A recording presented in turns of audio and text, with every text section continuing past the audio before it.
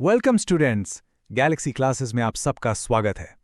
आज हम शुरू करने जा रहे हैं हिस्ट्री चैप्टर 2 का सबसे इंपॉर्टेंट, सबसे interesting section, part 3 Indian tradition. बच्चों, अब तक हमने देखा कि पहले हिस्ट्री कैसे लिखी जाती थी, लेकिन इस पार्ट में हम एकदम रेवोल्यूशनरी चेंज, एक क्रांतिकारी बदलाव के बारे में पढ़ेंगे। हम देखेंगे कि आफ्टर इंडिपेंडेंस यानी 1947 के बाद इंडियन स्कॉलर्स ने, हमारे देश के विद्वानों ने हिस्ट्री लिखने का पूरा तरीका ही बदल दिया। उन्होंने पूछा, क्या हिस्ट्री सिर्फ राजा महाराजा की कहानी है? ये पार्ट आपके एग्जाम्स के लिए एक्सट्रीमली क्रूशियल है। इससे लॉन्ग आंसर्स और शॉर्ट नोट्स दोनों आते हैं, इसलिए पूरे फोकस के साथ हर एक लाइन को समझेंगे। तो चलिए देखते हैं हमारा आज का लर्निंग रोड मैप, हमारा सफर। सबसे पहले हम समझेंगे अ new direction for history. History writing में क्या नया मोड़ आया। फिर हम 3 अलग अलग लेंसेज यानी 3 नए चश्मे लगाकर हिस्ट्री को देखेंगे, मार्क्सिस्ट, सबाल्टर्न और फेमिनिस्ट। हर चश्मा हमें पास्ट का एक नया रंग दिखाएगा। इसके बाद हम कुछ और इंपॉर्टेंट हिस्टोरियन से मिलेंगे एंड फाइनली सबसे इंपॉर्टेंट, एक पावरफुल रिकैप और एग्जाम मास्टर प्लान जो आपको फुल मार्क्स स्कोर करने में हेल्प करेगा। तो रेडी हैं? Let's begin. सो बच्चों, let's start. Section 1, a new direction for history. देखो, 1947 से पहले ज्यादातर हिस्ट्री बुक्स में क्या होता था? Kings, dynasties, Wars, politics, basically a history of the palace, महल का इतिहास। बट आफ्टर इंडिपेंडेंस, जब इंडिया एक आज़ाद डेमोक्रेटिक देश बना, तो हमारे स्कॉलर्स ने एक बहुत इंपॉर्टेंट सवाल उठाया। अगर देश सबका है तो हिस्ट्री सिर्फ राजाओं की क्यों?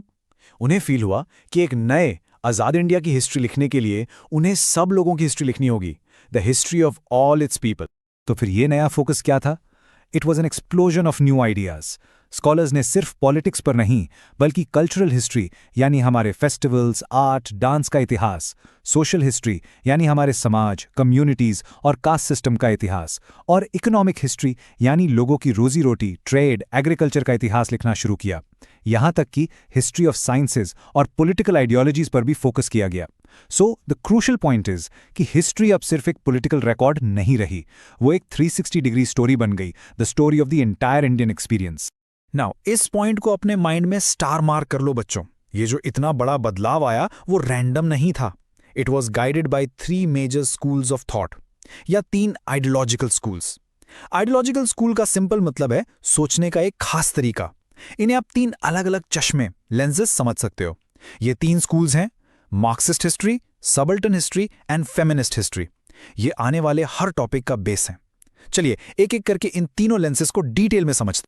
Okay, let's dive into our first lens, हमारा पहला चश्मा, Marxist history. इसका नाम से घबराना नहीं है। The core idea is very simple. Marxist historians कहते हैं कि अगर आपको किसी भी सोसाइटी को, किसी भी समाज को समझना है, तो सबसे पहले उसकी इकोनॉमी को समझो। उनका कहना है कि सोसाइटी में सब कुछ, culture, politics, religion, social structure, आखिर में इस बात से शेप होता है कि लोग अपनी रोजी रोटी कैसे कमाते हैं।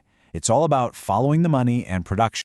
मार्क्सिस्ट हिस्टोरियंस 3 चीजों पर फोकस करते हैं। पहला, मीन्स ऑफ प्रोडक्शन।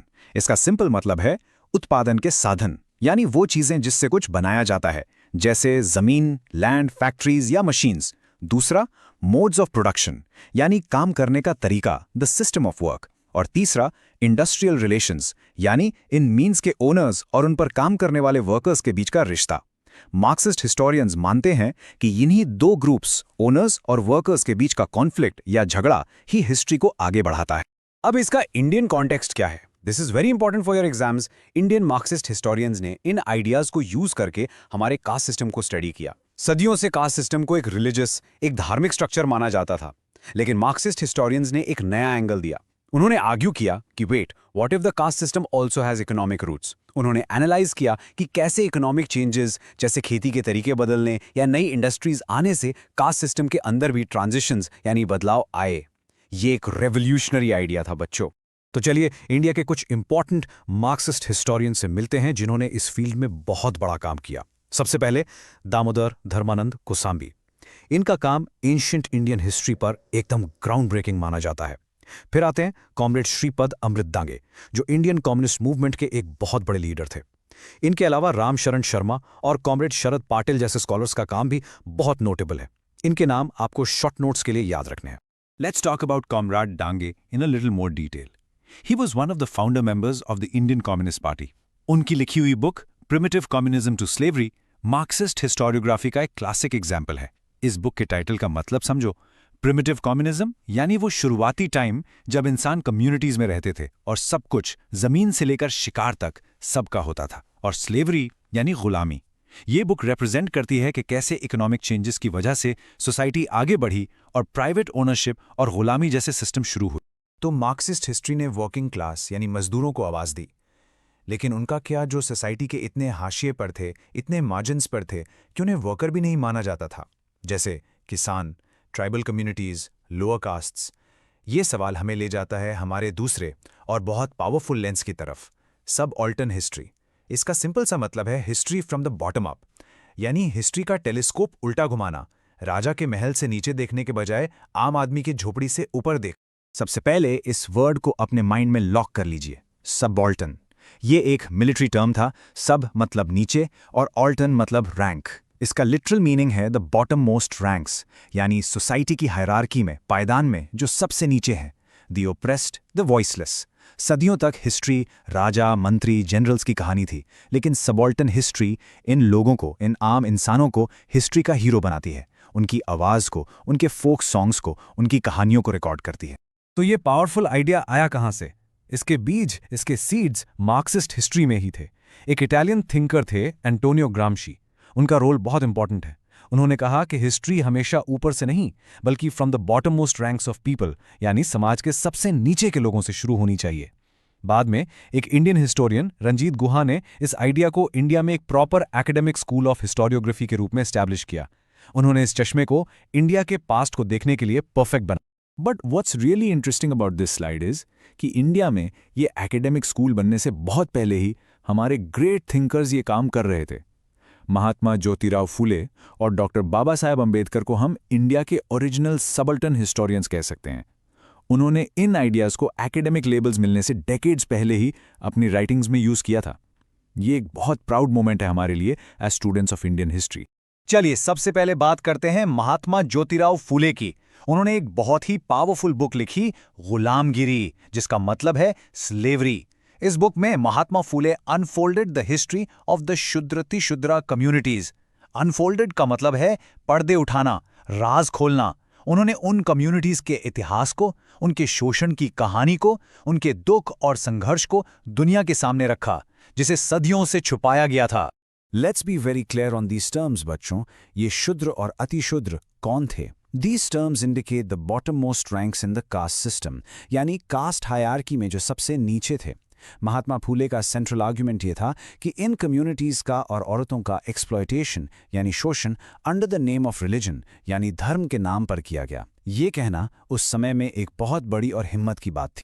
अब आते हैं हमारे दूसरे पायनियर पर, the architect of a constitution, doctor Baba Saheb Ambedkar.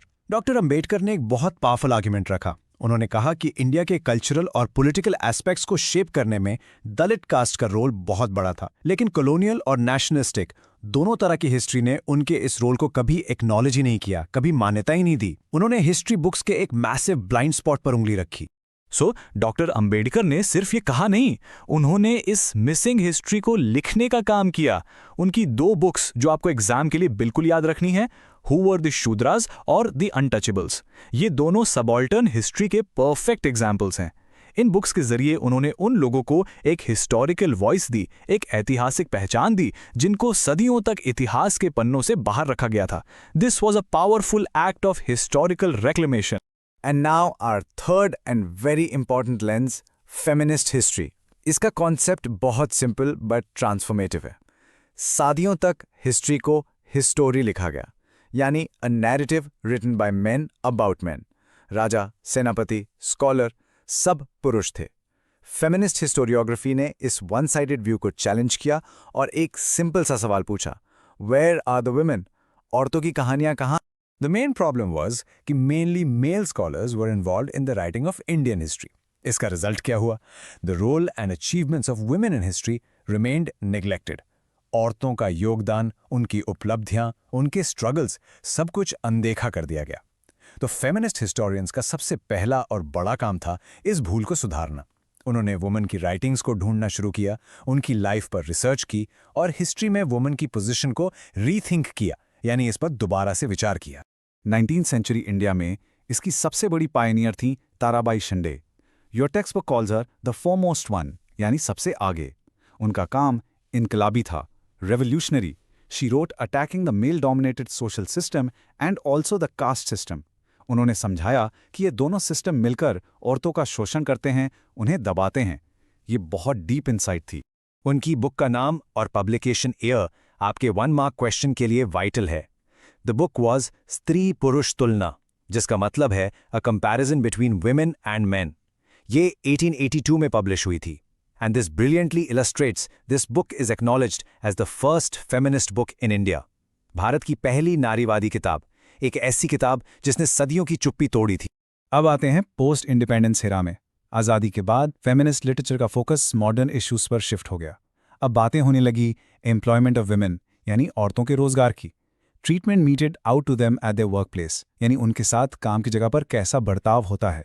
और their right to political equality, यानी उनका राजनीतिक समानता का अधिकार। The historical fight for recognition was now also a fight for equality in every sphere of life. ये काम आज भी जारी है।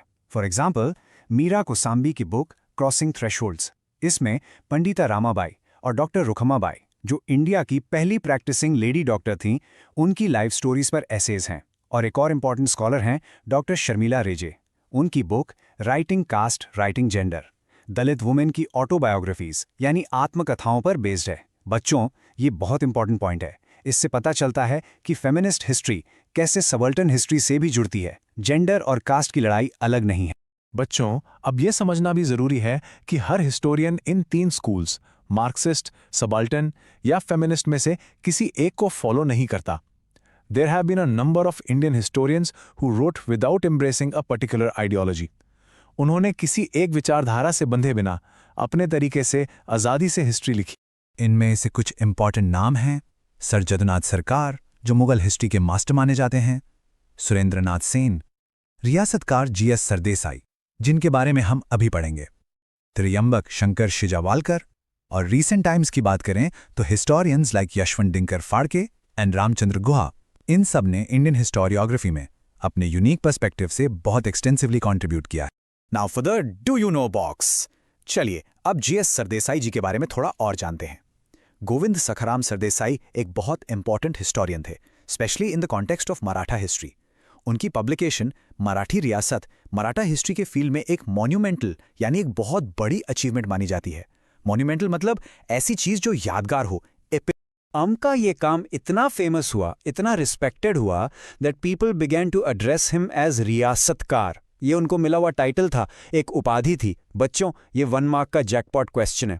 रियासतकार का मतलब होता है the historian of the princely states, रियासतों का इतिहासकार। सो अगर एग्जाम में आए हु वॉज नोन एज रियासतकार, the answer is Govind Sakharam Sardesai. और राइट एवरीवन, हमने आज बहुत कुछ कवर किया है।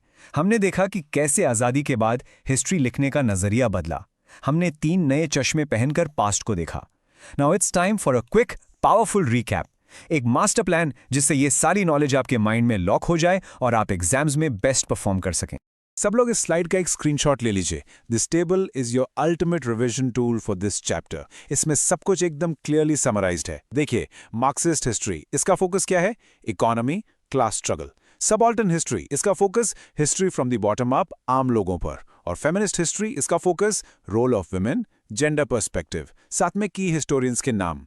इस टेबल को ए से जेड तक याद कर लीजिए एंड आई गारंटी यू आप इस टॉपिक से रिलेटेड कोई भी आंसर आराम से लिख पाएंगे।